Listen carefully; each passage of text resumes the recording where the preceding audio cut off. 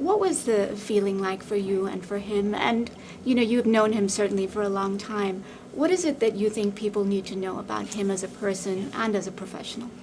Well, I think the worst things that have recently happened to him happened after the film was over. But there was one overlap day during a reshoot. It was a very difficult struggle for him, and not something that he takes lightly, and something that affects his life every day. And this movie's about a man who wants to change, and I think that is part of Mel's life. That struggle. The person who handed you this card is under the care struggle of with self-hatred.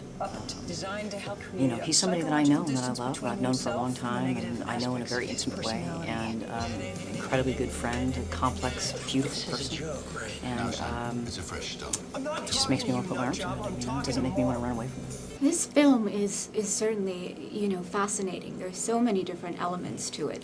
I have to say, while I was watching it, I felt very unsettled in parts, but it was riveting, something that you couldn't sort of move away from. You become so invested.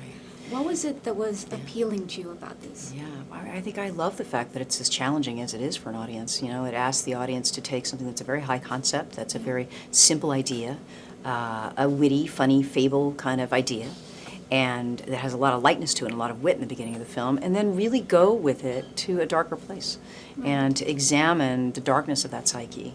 And you look at, some dramatic sort of themes here, suicide and chronic, deep depression. But there's something more that appeals to everyone. Yeah, well, it's a movie about being alone and how all of us feel so alone. And, it's the black cycle of depression is that you're so depressed that you can't connect and you can't reach out. And yet, if you don't reach out and connect, you can't stop being depressed.